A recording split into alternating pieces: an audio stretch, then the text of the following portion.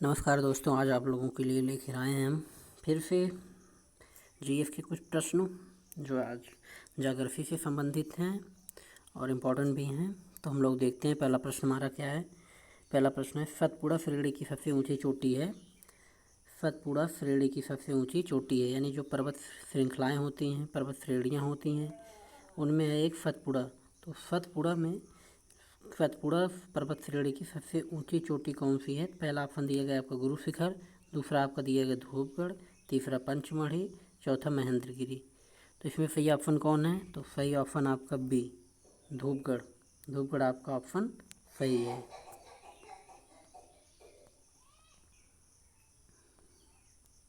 तो अगला प्रश्न है हमारा, भारत की स्थलीय सीमा 15,200 किलोमीटर है, जो सबसे ज़्यादा किस देश की सीमा से लगती है? यानी भारत की स्थलीय सीमा कितनी है? 15,200 किलोमीटर। स्थलीय सीमा कितनी है? 15,200 किलोमीटर। सबसे ज़्यादा किस देश से लगती है? पहला ऑप्शन आपका बांग्लादेश, दूसरा पाकिस्तान, तीसरा चाइना और चौथा नेपाल। तो इसमें सही आंसर आपका है बांग्लादेश। सबसे ज़्यादा सीमा किससे लगती है? बांग्लादेश से। तो अगला प्रश्न है हमारा, कौन सा कथन असत्य है? कौन सा कथन असत्य है? दिया गया है, चावल उड़ीसा की वाणिज्यिक फसल है, पहला ऑप्शन। दूसरा है, कॉफ़ी कर्नाटक की प्रमुख फसल है। और सी ऑप्शन है आपका, मूंगफली गुजरात की खरीफ की फसल है। और डी ऑप्शन, मेघालय भारत का सबसे बड़ा अनानास उत्पादक राज्य है। तो इसमें कौन सा ऑप्शन सही है? तो इसमें सही आंसर है आपका चावल उड़ीसा की वाणिज्यिक फसल है। यही ऑप्शन आपका सही है कि चावल उड़ीसा की वाणिज्यिक फसल है। अगला प्रश्न है हमारा, समवर्षा रेखा क्या है? समवर्षा रेखा क्या है, यही आपको बताना है। समवर्षा रेखा क्या है? पहला ऑप्शन आपका दिया गया, ऐसी रेखा जहां समान वर्षा हो, ऐसी रेखा जहां समान ताप हो, ऐसी रेखा जहां समुद्री लेवल बराबर होता है, या इनमें से कोई नहीं। तो आपको देखने में लग रहा है कि समवर्षा मतलब जहां बराबर वर्षा हो, एक समान वर्षा हो। तो इस हिसाब से हमारा पहला आंसर क्या है? इसका पहला ऑप्शन ए सही आंसर है आपका, कि ऐसी रेखा जहाँ पे समान वर्षा हो। तो नेक्स्ट क्वेश्चन हमारा है, पांचवा क्वेश्चन, क्षमता के आधार पर भारत का सबसे बड़ा परमाणु ऊर्जा केंद्र कौन सा है? कैपेसिटी के आधार पर भारत का सबसे बड़ा परमाणु ऊर्जा केंद्र कौन सा है? पहला है आपका तारापुर परमाणु ऊर्जा महाराष्ट्र, दूसरा आपका है मद्रास परमाणु ऊर्जा केंद्र तमिलनाडु, सी ऑप्शन आपका राजस्थान परमाणु ऊर्जा केंद्र रावत भाटा, और डी ऑप्शन नरौरा परमाणु ऊर्जा केंद्र उत्तर प्रदेश।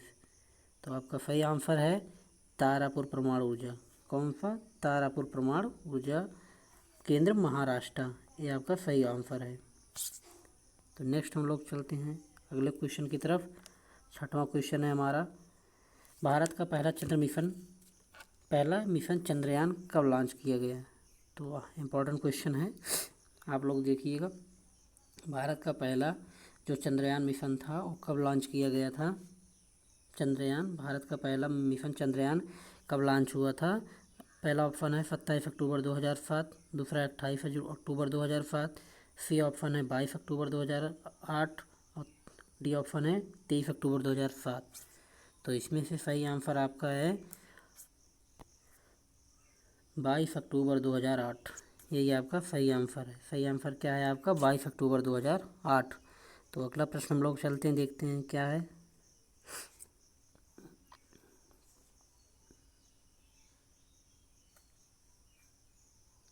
आपका सातवां प्रश्न दिया गया है, निम्नलिखित में से कौन से जैव विविधता के हॉटस्पॉट क्षेत्र हैं? हॉटस्पॉट क्षेत्र कौन से क्षेत्र? हॉटस्पॉट ऐसे क्षेत्र होते हैं जहाँ पे कम से कम 1500 प्रजातियाँ ऐसी हों जो विश्व में कहीं और ना पाई जाती हों, और वहाँ पे संकट भी हो। वहाँ पे क्या हो? संकट भी हो। तो पहला प्रश्न आपका दिया गया है, इसमें पहला है पश्चिमी हिमालय, दूसरा है पूर्वी हिमालय, तीसरा है पश्चिमी घाट, चौथा है पूर्वी घाट। तो अक्सर हम लोगों ने पश्चिमी घाट के नाम सुना होगा, पश्चिमी घाट के बारे में। तो अब इसमें ऑप्शन देख लीजिए, पश्चिमी घाट जिसमें पहला दिख रहा हो, पहला ऑप्शन तो ये आपको मिल रहा हो कि पश्चिमी घाट हो। जैसे कि ऑप्शन आपके दिए गए हैं 1 और 2, 2 और 3, 3 और 4, 1 और 4। तो पश्चिमी घाट 3 पे है, तो एक ऑप्शन आपका बचा बी और सी। अब बी और सी में देखिए, 3 सी में है 3 और 4, बी में है 2 और 3। तो 2 और 3 मतलब पूर्वी हिमालय, पश्चिमी घाट, और तीसरा है पश्चिमी घाट, पूर्वी घाट। तो केवल एक ही घाट है, पश्चिमी घाट और पूर्वी हिमालय। पश्चिमी घाट और पूर्वी हिमालय, ये 2 ऑप्शन सही हैं। तो इस हिसाब से आपका 2 और 3 सही है। तो आपका सही आंसर जाता है बी, 2 और 3। नेक्स्ट क्वेश्चन हम लोग देखते हैं। दिया गया है जरावा और सेंतलीज जनजातियाँ। कौन सी जनजातियाँ? जरावा और सेंतलीज। ध्यान देने की बात है, जरावा और सेंतलीज जनजातियाँ भारत के किस राज्य से या किस केंद्र शासित प्रदेश से संबंधित हैं? तो आपका देखना, जरावा एक जनजाति है, दूसरी जनजाति है क्या? सेंतलीज। तो पहला ऑप्शन है आपका अंडमान निकोबार द्वीप समूह, दूसरा है एमपी मध्य प्रदेश, तीसरा है लक्षद्वीप और चौथा है आपका अरुणाचल प्रदेश। तो इसमें कौन सा ऑप्शन सही है? तो हम लोग देखेंगे, इसमें आपको एक देखने को मिल रहा है कि इस राज्य की जनजातियाँ भी हैं। तो अंडमान और निकोबार की जनजाति कौन सी है? जरावा और सिलिते जनजातियाँ जो हैं इस नाम की, ये कहाँ पे हैं? अंडमान और निकोबार में। तो इससे हमें पता चलता है कि अंडमान निकोबार में जो जनजातियाँ उन्हें क्या कहते हैं? जरावा और सेंतलीज। अब नेक्स्ट क्वेश्चन हमारा है 9वां क्वेश्चन। भारत सरकार के भूकंप क्षेत्र के अनुसार जैतापुर किस क्षेत्र में आता है? भारत सरकार के भूकंप क्षेत्र के अनुसार, किसके अनुसार? भूकंप क्षेत्र के अनुसार। जैसे कि भूकंप क्षेत्र में भी जोन बटे होते हैं, zone A1, zone 2, zone 3, zone 4, zone 5।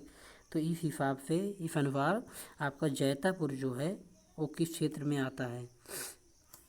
Zone A में आता है, जोन 2 में आता है पहला option, B option zone 3, C option zone 4 और डी ऑप्शन जोन 5। तो इसमें सही आंसर आपका है जोन 4 में आता है। किस में आता है? जोन 4 में आता है। ऑप्शन सी सही आंसर। अब अगला प्रश्न है आपका, राजस्थान की झमरकोतरा खदान किस खनिज के लिए प्रसिद्ध है? अब एक प्रश्न आपको तो ये मिल गया कि झमरकोतरा खदान कहाँ पे है? तो है राजस्थान में। और किस लिए प्रसिद्ध है? माइका के लिए या जिंक के लिए या रॉक फास्फेट के लिए या चूना पत्थर के लिए? किस लिए फेमस है आपकी राजस्थान की झमरकोतरा? तो सबसे पहले आप देखेंगे कि राजस्थान की ये जो झमरकोतरा है, ये झमरकोतरा खदान कहाँ पे है? राजस्थान में है। और ये किस चीज़ के लिए फेमस है हमारी?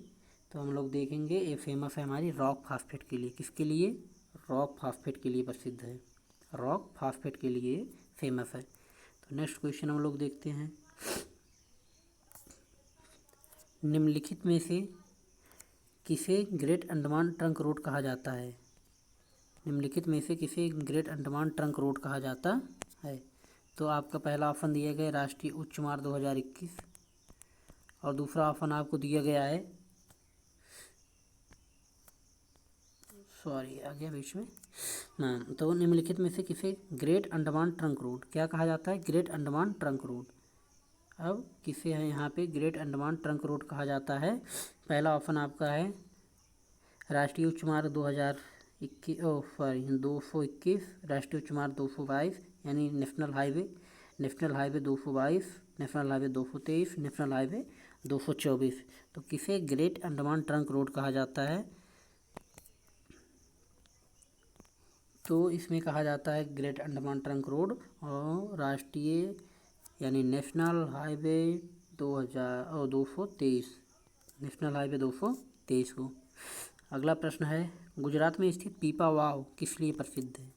तो एक क्वेश्चन आपका ये भी बनता है कि गुजरात में वो पीपा वाव किस जगह पे स्थित है? तो ये गुजरात में स्थित है। और गुजरात में जो पीपा वाव है ये किस चीज़ के लिए फेमस है? तो पहला है आपका भारत का पहला निजी बंदरगाह, दूसरा है भारत की पहली ग्रीन फील्ड रिफाइनरी और ऑप्शन तीसरी है आपका भारत का पहला शिप बेकिंग यार्ड और आपका डी ऑप्शन है इनमें से कोई नहीं।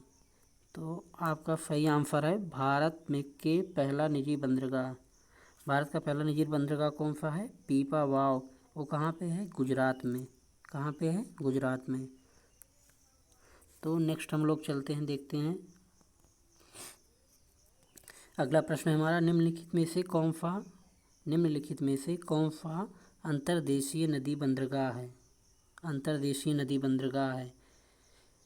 तो पहला ऑप्शन आपका चेन्नई, दूसरा ऑप्शन कांडला और तीसरा ऑप्शन आपका कलकत्ता और डी ऑप्शन है तूतीकोरिन। तो इसमें आपका सही आंसर है कलकत्ता। नेक्स्ट क्वेश्चन हम लोग देखते हैं। 14 नंबर का क्वेश्चन है, रानीगंज कोयला मीथेन क्षेत्र किस राज्य में स्थित है? रानीगंज कोयला मीथेन क्षेत्र किस राज्य में स्थित है? पहला आपका झारखंड है, बी आपका पश्चिम बंगाल है, सी आपका बिहार है और डी आपका उड़ीसा है। तो रानीगंज कहाँ पे है? पश्चिम बंगाल। कहाँ पे? पश्चिम बंगाल में स्थित है। आपका ऑप्शन बी ऑप्शन आपका सही ऑप्शन है। तो नेक्स्ट हम लोग देखते हैं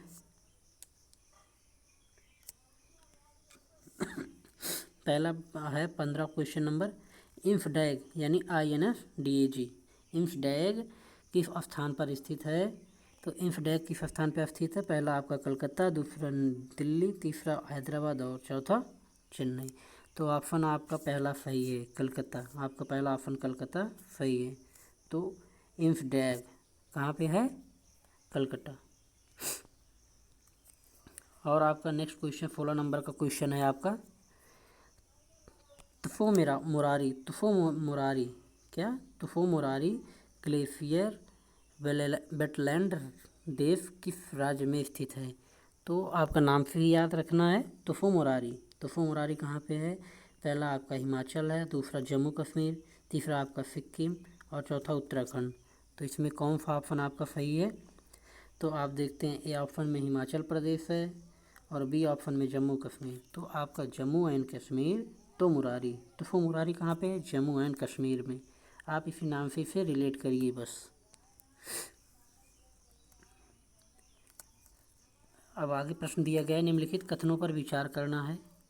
दिया गया है, भारत में उत्पादित की जाने वाली ऊन की आवश्यकताओं को पूरा करने के लिए पर्याप्त नहीं है। भारत में जितनी ऊन का उत्पादन किया जाता है वो पर्याप्त नहीं है भारत में जितनी आवश्यकता है। और दूसरा है, भारत में उत्पादित की जाने वाली ऊन कपड़ों के लिए उपयुक्त नहीं है। यानी कि आपके दो ऑप्शन दिए गए हैं। पहला ऑप्शन है कि भारत में जो ऊन उत्पादन होता है वो भारत के लिए पर्याप्त है या नहीं, ये है। और दूसरा है कि भारत में जो ऊन उत्पादित किए जाते हैं वो जो है कपड़े बनाने के लिए सही हैं कि नहीं सही हैं। आपका यही दो ऑप्शन दिया गया है। दो ऑप्शन में से कौन सा ऑप्शन सही है? तो इसमें दोनों ऑप्शन सही हैं, क्योंकि भारत में जितना ऊन की खपत है, क्योंकि जनसंख्या बहुत ज़्यादा है और ऊन उतना नहीं है। सबसे ज़्यादा ऊन ऑस्ट्रेलिया में है। तो लेकिन और भारत में जो ऊन है वो कपड़ों के लिए पर्याप्त भी नहीं है, उपयुक्त भी नहीं है। अब अगला प्रश्न है 18 प्रश्न, निम्नलिखित में से गलत कथन को चुनिए।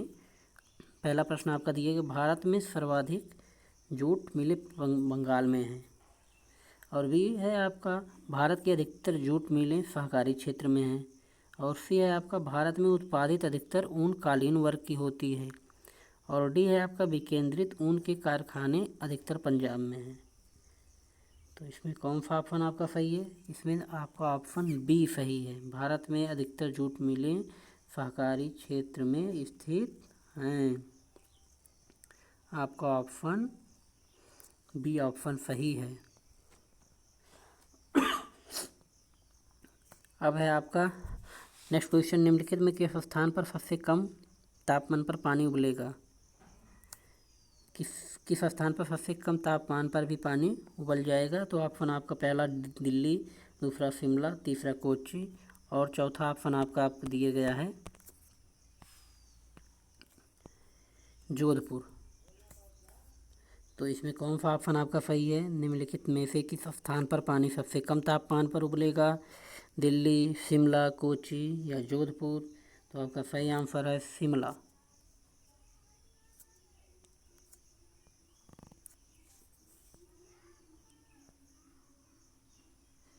निम्नलिखित विकल्पों पर विचार करना है। पहला दिए गए आलुवियल मृदा, दूसरा है लाल मृदा, तीसरा है काली मिट्टी और चौथा है लेटेराइट।